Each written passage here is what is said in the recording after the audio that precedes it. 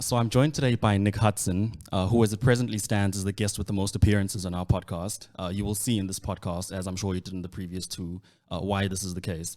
But before I give Nick a chance to speak, I wish to say the following. I have met very few people more worthy of my respect and approbation. Just the gracefulness and humility with which he carries himself is quite remarkable, especially for an individual as knowledgeable as he. It's easy to see how some arrogance can seep in, but I've never sensed any semblance of it. And he really is, the kind of character and individual that I aspire to be like. And for that reason, among a few others, is one of the people that I really look up to. Nick, thank you so much for availing yourself and welcome to the podcast. Thank you, Phila, and thank you for the kind words. I hope the interview lives up to your expectations. I'm sure it will. I have no doubt about it.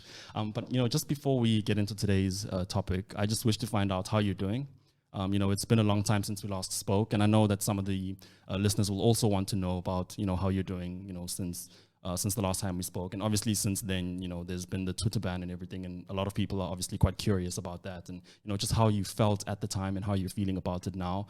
I think, let's just briefly touch on that. It's not going to take up too much of, the podcast today, but I just really wish to know how you're doing and how you're feeling and what space you're in at the moment. Well, it's the strangest of times because what's been going on over the course of the last 6 months or so is that mainstream scientists and public health people have started writing articles and saying things that sound just like us in 2000 or in 2001, whether we're talking about locking down or wearing masks or mandatory vaccination or droplet and fomite transmission. There's an endless list of things that we covered early on, and we said the way things are being handled is wrong. And now you see these scientists, people like Shabir Mahdi, who come out and write these articles. There could be summaries of the articles that we wrote in May of 2020 or December of 2020, depending on what subject we were writing on. And there's this kind of pinch me moment when you read this and you say, okay, well, that's kind of sensible, but it's a little too late. Yeah. And there's no recognition of that at all. I mean, a listener phoned into Cape Talk the other day, John Matham, I think is the guy's name, and said, when are you going to have Nick Hudson on your show? And he said, there is zero chance of that happening. But all the other people on his show are now saying things that we say and have said for 2 years. But there's somehow this, this very vague idea out there that, no, Nick Hudson and PANDA, that's misinformation. Even though none of them are actually able to particularize this allegation. They can't say that, when Nick says this, it's wrong because it's misinformation, because there's just this broad categorical claim that I'm guilty of misinformation. Whereas what has actually been happening for the duration of the pandemic is that the main source of disinformation, forget misinformation, the main source of disinformation has been our public health officials. That's the truth. And that's now evident as the grand climb down commences. So it puts a very interesting spin on things. It's so fascinating to watch it all come apart, the entire narrative come unstuck. And also to watch the effect that has on people, because some people are sort of oblivious to the fact that this is what's going on. Right. And they carry on as if nobody's changed what's being said, no facts have changed, nothing. They just carry on. The goalposts haven't been shifted, And you see them still religiously wearing the mask and just carrying on as if there's still the new deadly virus out there. Other people have called the bluff, as it were, and they're starting to see that for the last 2 years they've been misled by their governments, by their public health officials, by their doctors, that they've been lied to. And within that set of people, the set of reactions is also very varied. Some people are indignant and angry and kind of in a very non-compliant state. I've just gotten off the plane and I saw a young woman. She looked like a really nice person. I'd spotted her. It's just, that's such a nice face, Yeah. And sure enough, when that air hostess came past and said, put your mask on, she said, I haven't been wearing it since I've been on this flight for an hour. Yeah. What now? Why are we doing this? Yeah. And she said, she sort of made a joke. She said, oh dear, everybody's going to die, And people were laughing. They're done with it. They realize that this is all just nonsense and that it always was nonsense. But there were also people looking very uncomfortable with their masks on and big eyes, kind of not understanding what's going on around them. Why is everybody siding with this naughty little girl? Yeah. And why is everybody laughing at the air steward? So it's a strange time, and I think it's going to get stranger yet, because there are people who are very vested in the false narrative, who have staked their careers and reputations on a set of statements and propositions that have been declaratively demonstrated to be false. And those people some of them will dig in and go to their graves claiming that lockdowns were the best thing and cloth masks are capable of stopping the pandemic and all these completely bananas ideas that they had. The sort of zero COVID people, the real cult COVIDians. You know? Those people we will see those, and then I hope we'll see some people who have some humility, who acknowledge that mistakes were made, and that we must be careful not to make them again. At the same time, a thing that's going on I urge people to pay attention to is this whole doctrine of pandemic preparedness, which it's a dogma, it's a cult, it's not something that's based in science. There's this idea that we are going to be faced with an increasing frequency of increasingly severe epidemics in future. And it's just a notion. The last 100 years would suggest that the opposite is true, that it's very difficult to find a pandemic, and that, when this COVID story really wasn't a good example, because here we were faced with a disease that was of negligible danger to anybody under the age of 70, especially to healthy people under the age of 70. It's not really something that you want to stop the world for. It's not something you really want to describe as a pandemic. So COVID's not a good example. But these people religiously believe that there is this growing threat out there. And they also have a set of beliefs that goes along the lines that in the event that there's a pandemic, there's only one right way of doing things, and we've got to do that right way of doing things at a global level. Yeah, like a parochialism of views. Yeah, it's like, so this one-size-fits-all policy response, and the World Health Organization knows best. And what's going on at the moment is that a treaty is being negotiated, and amendments to the international health regulations are being negotiated, and they all go in the direction of actually eroding national sovereignty and the ability of countries to determine their own public health policy whenever the World Health Organization decides that there has been or is in process some kind of pandemic. And it's extremely dangerous, because we've seen the absolutely lunatic approaches that were adopted, this way in which lockdowns were rolled out across the face of the planet, even though they contradicted all the guidelines, even though the early signs were that they were not working, even though they've never had a place in public health planning, and even though no cost-benefit analysis had been performed, or where cost-benefit analyses were performed and found to argue against lockdown, they were buried. They were actually kept from the public eye.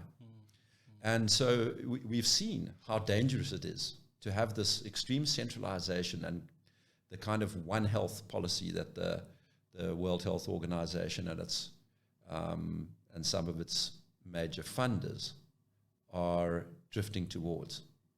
It's a real threat to democracy. It's a real threat to human liberty. It's a real threat to human progress. And it needs to be stopped. But the problem is that the local press are not even reporting about this. The average man on the street has no idea that national sovereignty and his personal liberty is being negotiated away in a conference room by a bunch of unelected officials, people like Nicholas Crisp, who's been at the forefront of all of these draconian moves towards mandatory vaccination for all people of all ages, even the people who've recovered from the disease and are already immune. This is the kind of guy he is. He's extreme. He's an extremist. And he's sitting there negotiating away our sovereignty and our individual rights. And people just are not aware of that, because this media, which has been entirely captured by the pharmaceutical industry and its funders and the stakeholders of those businesses, are just simply not allowed and not willing to drift from this official narrative, the false narrative. They must toe the line, and so they are not reporting these events. They're not describing to the public what is going on. Yeah. They're keeping it from the public, in fact. They know. Yeah. They're not saying anything about it. And then the other thing that's interesting to watch is, of course, this there's sort of a parallel universe. If you read in independent media what is going on with the whole vaccine project, you get a completely different read from what you get if you read mainstream media. So if you read the independent media, you will find out that for example, there was a Freedom of Information request delivered against the FDA, the Federal Drug Administration in America, requesting that the FDA share the data from the Pfizer study, the phase 3 clinical trials upon which the emergency use authorization was based. And the courts ruled in favor, but there was a very interesting step in between. The FDA tried to persuade the courts to allow it to release the data over decades. Can't remember the exact number, but something like 75 years they asked for to release the data that they had reviewed in 108 days. Okay. Now, why? By that time, all of the officials will be dead. You know, why would you do that? Well, you do that if you've got a fraud that you're trying to conceal. And the courts fortunately ruled against the FDA and ordered them to release the document over a matter of months. And those documents are all being released now and being studied all over the world by independent people. And what we're finding is damning. It's absolutely damning. Those phase 3 trials are not worth the paper they're printed on. They proved nothing. And that's where this idea of the 95% efficacy came from, that original thing that we were all told, 95% effective the vaccines are. And then what also emerges is that there was absolutely no basis. We suspected it at the time. There was never a basis for this idea that Fauci and Walensky, the director of the CDC, and Burla, the CEO of Pfizer, promoted, which was that the vaccines would prevent transmission, that they would turn the person who received a vaccine into a dead end for the epidemic. And therefore, if we vaccinated everybody, the epidemic would actually finish. COVID would vanish from the face of the earth, you know. That was false. There was never, ever a basis for expecting the vaccines to perform like that. In fact, their very mechanism of action leads one to see quite plainly that they had no hope of performing like that. So this was a complete misrepresentation, and they knew it. It's disinformation. And on the back of that story, completely fabricated story that the vaccines would stop transmission, the Pfizer vaccine was marketed to governments all over the world, and in quantities that were only necessary or contemplatable if your trajectory was on this kind of zero COVID strategy. But it was a lie. And so everywhere, everybody over-ordered. You needed maybe enough vaccines to vaccinate the small minority of people who are in the at-risk population and who had not yet recovered from COVID. We're talking about 2 or 3% of the population, maybe 5% in aging countries. The rest, you could have just left alone. There was no need. So you needed to buy like 95% less, 95% fewer vaccines than you did. And now you see countries like Poland turning around and reneging on their contracts because they're saying, listen, you made false claims. It was fraudulent. We don't have to be bound by this contract because of that fraud. And so we're not taking all your vaccines. Keep them. And you see vaccine manufacturer plants closing down because there isn't enough demand. Sure. So there's backlash, and I think that will continue. There will, as it eventually it will break through into the public mindset. At the moment, if you speak to a journalist from one of these controlled entities like the Daily Maverick or Becker Cisa or Business Day or the Star or News Online or whatever it is, News 24, they will still tell you that, oh, no, the vaccines, they work, they're saving lives, they're safe and effective, all the usual talking points. They will not pay any attention to all of this massive and scandalous information that's been revealed over the course of the last few months. All of the statistics pointing to the fact that these vaccines apparently do very little. You know, there's almost no evidence to suggest that they're very effective at all, and some evidence to suggest that we have to actually contemplate the idea that they're causing aggregate mortality to increase, not to go down.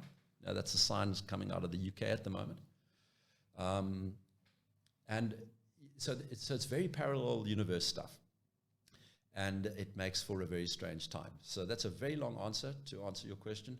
I'm doing okay under those circumstances. I'm tired, and I want this thing to stop, and I want people to come to their senses.